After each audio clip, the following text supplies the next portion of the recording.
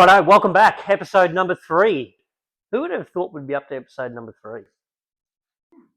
How good is it? Yes, number 3. Welcome to our 3 subscribers. No, we've got more than that, I think. We had 50 views on the last one. Really? Yeah. That's cool. I'm excited, even if we get to talk to 50 people. Like and subscribe. So what are we talking about today? What's the So most people don't struggle with weight loss because they're lazy. They struggle because they haven't found the right gym or the right place.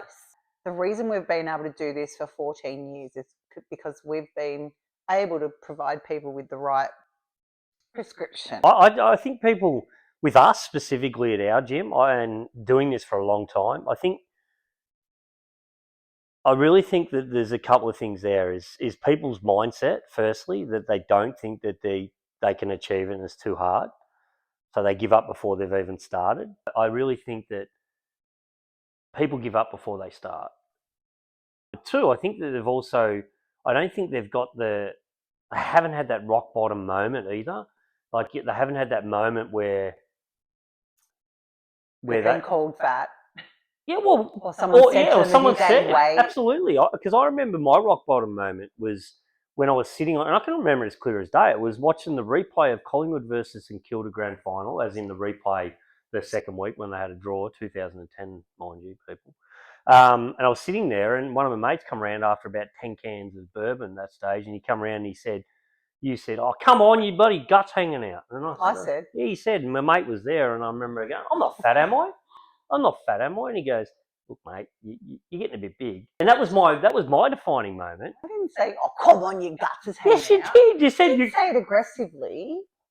I might have just said your t-shirt. No, you didn't. You said your guts hanging out because I think you were sick of me sitting on the couch drinking beer, watching the footy. The very next day, I ran 10Ks. Stupid, but I did. Like that was my rock bottom, and I've got to do something about it. So what happened when you needed to go to the toilet on that 10K run? Well, man's got to go. My experience talking to people, I think it's because they're scared to fail. They're scared to commit to something because they've failed at so many things before. They've failed diets, they've failed gym memberships. They've never I've bought a membership, never finished a challenge. So they're scared to take on another thing. They're scared to commit another thing because themselves and outside people, "Oh, you're doing that again," or "What happened to that other one you did?" Or, "What diet are you on now?" So they're so sick of repeating these behaviours over and over. And what you said secondly was they've got to hit rock bottom. That's probably a big precursor that we see. Someone's either had a health scare, they've hit their heaviest weight, they don't fit into any of their clothes. There's a rock bottom there. You're right, because this is why I got back on again on my journey from fat to fit to fat to fit to fat, now to fit again, is because I had that moment where I had bad indigestion and heartburn and stuff, and I was like, no, I can't do this anymore. You've got to want to do it, don't you? You've got to have that moment where you go, you know what, I need to make a change. There's so many reasons why I feel like people get stuck. The women I talk to, they don't know how to prioritise themselves, and the men, because they've got a family, a partner at home, kids. They actually don't know how to make time for themselves and prior to themselves. They don't know how to fit it in. They don't want to. It seems selfish. They're stuck because they don't know what will work. They know there's these diets out there. They know there's injections, there's tablets, there's cutting out carbs, there's challenges. They know there's a Globo gym. They know there's gyms that do this, there's Pilates, there's strength gyms, there's this. Which one will work? How do they know? Friend did this, worked. Friend did this, it worked. Another guy did this, it worked. This guy worked. How do they know what's going to work? Because they've only got one chance, one tiny little minute to put into this. They don't know which one's going to work. I agree with that, but I also think that it comes down to people in their heads as well. And I had a conversation with a gym member recently, and I really do, to be honest, I think people are lazy. Like, that's going to be controversial, but I do think people are lazy. Like, I think that they look at it and go, it's hard. I think that they think in their head, I can't do this, it's too hard. It might have taken them 10 years for them to put this weight back on. If they go and try it and they haven't lost weight within 3 weeks, or they haven't lost all the weight in 3 weeks or 4 weeks, that it's been a failure, this doesn't work, so why work this hard? There's got to be easier options. Remove all your excuses, because unfortunately, It's not that simple. It's I not as think, like you're saying, It's a is lifestyle change. that's right. It's a lifestyle change, and people are seriously people don't want to work hard if they could get the injections and it's going to save them all this time. They don't have to work out because let's be honest, it's hard. Mm. It's a It's hard hard game to to. consistently do it over time for life, forever. It Like, definitely that's what is. I say to people when they join and we do nutrition. This is forever. Don't do anything right now that you can't see yourself doing forever. Don't come in here and start training 7 days a week if you can't do that in 6 months' time. It's got to be a lifestyle change. Stop listening to this bullshit because I call it bullshit that these people are telling you you can do these 6 8 weeks thing. You're going to be a fixed and that's crap. No, it needs to be habit based, and that's what we teach is consistency over perfection and setting up your expectations to be realistic and achievable. It's And still that's hard though, why, isn't it? absolutely. But we don't want to make it too hard that it cannot be sustained. No, it's got to be So sustainable. we make it easier by saying, let's turn up 3 times a week. Can you do that? 100%. Then can you do that for the rest of your life? 100%. I pretty much can. I can move for the rest of my life 3 days a week, whether that be going for a run, a walk, or gym. Mm-hmm. Can you do it 7 days a week for the rest of your life? Absolutely not. We've gone more towards a habit-based approach, consistency over more over time. I think that's as we've gotten older and realised that's what's why we've been able to do CrossFit personally for 14 years without stopping. We've had a gym membership. Yes, we've owned the gym, but we go to the classes. We don't have extra access essentially because we don't want to train by ourselves. Why we've been able to do CrossFit for 14 years is because we stay consistent, not extreme. It wasn't like that at the start though, and I think No, the question that was asked was, what is something that we used to think that could still potentially work or not work? Like, and turning up more. I think that my biggest thing on that question would be that I used to have this opinion that training more was better for you. The more you trained, the better off you're going to be, and the harder you trained, and the more epic you were, the better results you were going to be. I think that's definitely changed. I think now setting up sustainable, achievable goals for yourself, and that's what you were just saying. I think that setting a unrealistic expectation to be able to hit in terms of how many days I'm going to train, like 7 days a week, it's just like it's not going to happen. No. You're right. You're definitely setting yourself up to fail. I think that you need to set a realistic task from day one, and that's why, again, we've over the years we've had different programs and stuff that we run, and our program now is basically we want you to attend 3 days a week. Because a lot of people when they start they get excited, and we're no different. It's like anything in life. You get started for the first time, and it's like this big bright shiny thing, and you want to be there all the time. But after 4 weeks, you've just gone. I've been coming 7 days a week. I'm burnt out, and you quit. Or you miss a week and you think that's the worst thing in the world, and then you just go back to old ways because you haven't actually ingrained any habits. You've just shown that you can be perfect for those 4 weeks.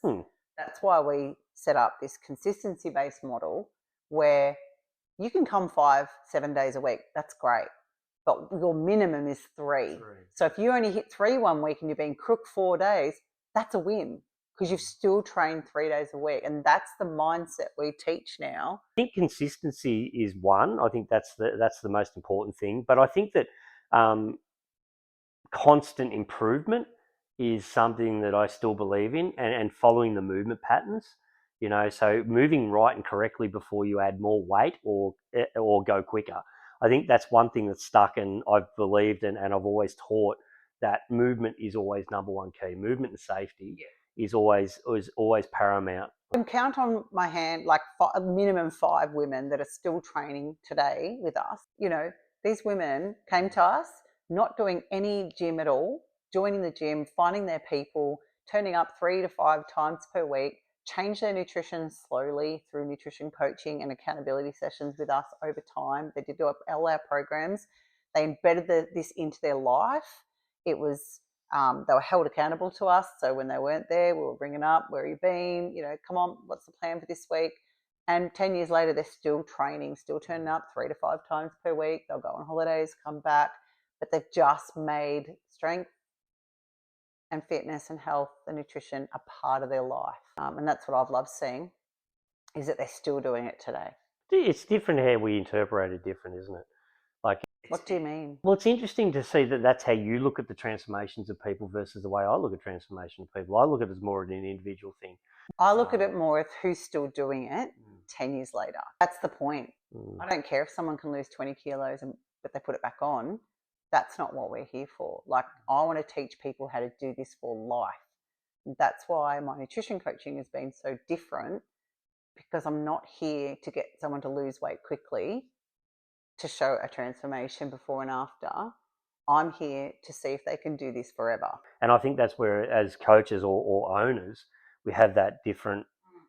Like, if someone's looking, and I guess my But you handle a lot. I do handle a lot for that reason, because I know that I can't work as well with that person. And you know what? Our job as gym owners and a gym is not to worry about our egos. If it's not my genre, I'll move it on. But if someone's looking for that edge, and I know they're going to keep them motivated to be able to handstand walk or do a muscle up or something like that, then generally that's my area of expertise, because I want instant results, because those results keep me motivated. Help your ADHD. You know? Well, they do help with ADHD and dopamine hit, and that's where I think that we have another reason why we've been around for 14 or 15 years, is because we probably do have that. We do have that mix of. Absolutely. I couldn't have run this business without you. I'd be like this. Dead. Yeah. I need a nap sometimes. Been successful with their transformations, and like you just said, 10 years later, they're still coming back, or they're still with us. Well, they know it works, but they know what we do is hard.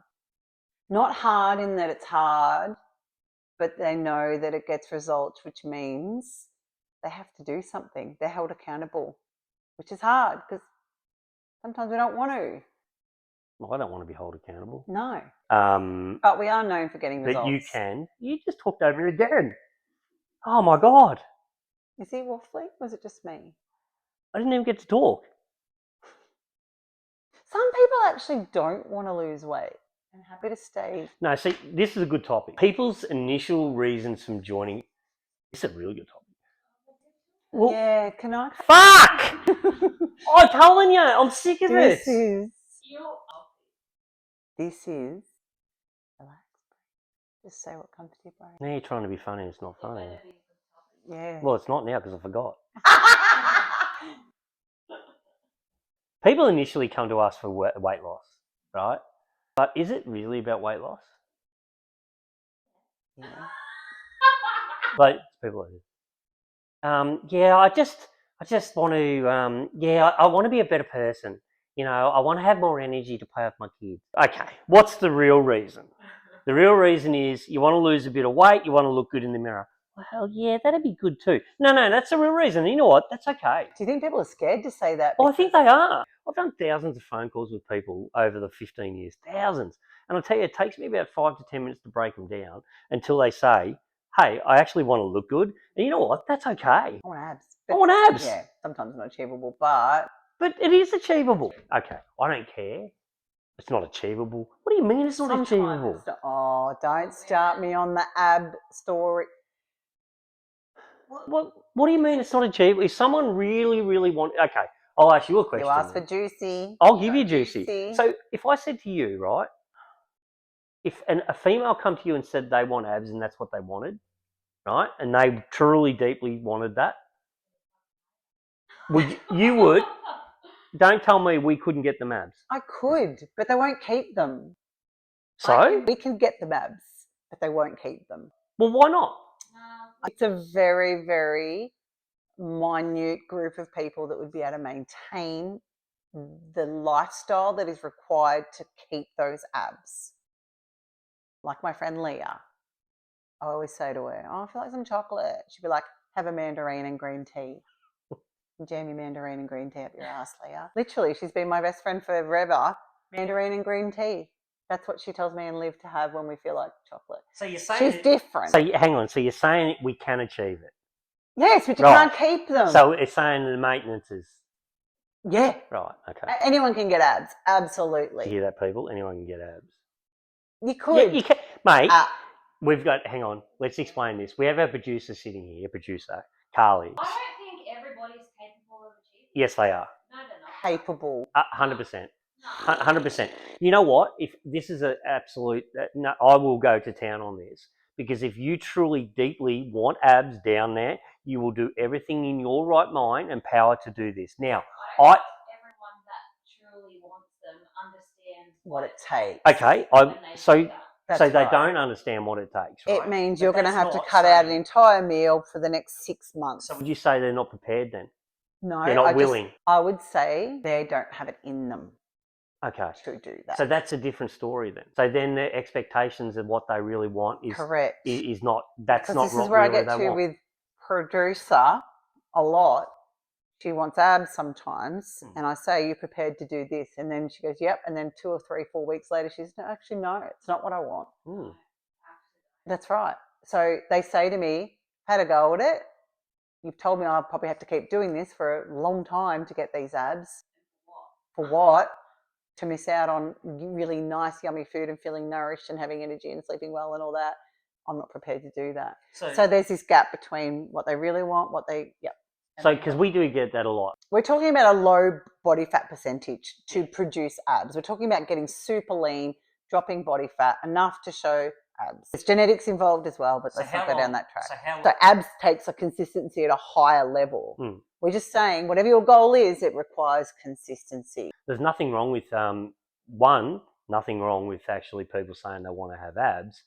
But then our job is to go, okay, set the real expectations of what that takes. But that can be done over time, don't you reckon? 100%. Not in that phone call. I want people to understand too that it's okay to say they want to look good. Yes. We teach them what it takes, and are they ready to commit to that? Because I know what it takes to get abs. And I was one of those people that said, hey, I'm doing this because I want to look good. I teach people that, yes, you can get abs, but you're probably not going to want to do what it takes to get there, and you probably can't stay there. But we can make them look good though. Based on that, we can get you to a place where if you're, doesn't matter what weight you are on the scales or size you are, if you are doing the things you say you're going to do, so you're turning up to the gym, Massive. you're eating healthy, Massive. your discipline, which is following through on the things you set up for yourself, you'll feel good at any size. You'll feel so good that you are just keeping promises to yourself. By turning up, by eating healthy, you'll feel good at any size. Trust me, I've seen it so many times. So women say to me, I want to lose 10 kilos, I want to be 70. And they might be sitting at 78 and they're like, I'm actually really happy because I'm eating well, I feel good, I'm running. Like, yeah, cool. You don't have to try and get to 70. And that goes back to what we originally started about on this topic is that they originally come for the weight loss but don't want to say it, but then they admit it, but they don't generally stay for that. No. You know, like those ones now 10 years later, they may have hit what their goals and it changes. They might fluctuate too, but they still love their life because they're Why training. is that? What do you think? I know my opinion, but why do you think they're still here after 10 years if they've achieved their goals? I think because they've created a lifestyle that they love. It's a place that they go. It's they continuously get their dopamine hit through exercise. And we could go down the track of these are people that don't want to have to think outside of their work and their family life. So they come to us because we think for them. We do it for them. They walk in the door, we tell them what to do, how to do it, and they can get to go home, tick. They don't have to do anything else because they're busy enough. I honestly believe that because they come for the initial something they don't think that they don't want to admit it, but they come for the weight loss. But then they stay around because I think that they change in so many different ways, like you were just saying. I think mental health is, when we first started, mental health wasn't really talked about, you know, and it was talked about as a one-on-one. So I'd have these discussions with these people one-on-one. And at one stage there, I reckon, I was very open and honest about my mental health. And to be honest, we went down that track. My life changed because of the gym. Like it realistically did. I've got a family now and a wife and 3 kids that I've still got potentially because of the gym, because it did save my life. But I think that the reason they're still around 10 years later is because they've had a mental health change, you know, that because it's 1 in 3. Well, what did Rick say to us the other day? I'm loving it, and it's definitely something I'm wanting to continue. The benefits are real. Not only do I sleep better, my mental well-being is better, my resilience and motivation I'm not as nervous and anxious around people. This is a guy that's been with us for a week instantly. And I think that to me is to me honestly that beats any physical transformation. He didn't know he was coming for that though. No, and that's what I mean. They come for then. That's what I'm saying. They're staying. They're still here because me, in my opinion, is it's that support they get from and the dopamine hits and the mental clarity that they That's your receive. point. They come for the weight loss, Absolutely. but they stay for that. They generally stay for the community and the benefits of their health mentally more than anything. You know, and that just proved it. That one text message that we just received, you know, from a member saying that. Not as anxious being around people. So he's meeting people, he's talking to people, he's getting to mingle with people he'd probably never ever see himself talking to. And I think that when people ring up, that, like I said, there's one thing is it's okay to want to say you want to look good, but it's also there's nothing wrong about saying you're here for your mental health too. And my advice to people is, but they don't know that either. No, they don't say, "Oh, I'm going to join the gym for my mental health." Do you think? Some people do now. They do. They're more, and it's more and more. Probably because they've been to a gym before and they know it helps. But the way you eat, and we could go on for hours on all this, and we won't. But the way you eat is 80% of your mental health problems is the way you eat, you know. And I can tell you, people can say you're full of shit you wouldn't know. I know if I eat crap versus eating healthier and losing weight, what that does to you as a person, it totally changes your life. Like there's nothing better than the feeling of waking up every day, being proud of the decisions you're making around your food and your movement. 100%. So every day you wake up, you're like, yeah, I'm nailing it. I'm booked into a gym session. I did a gym session last night. I'm eating well. That's life. You know what it is for me? When people come and tell me, oh, gee, you're looking better.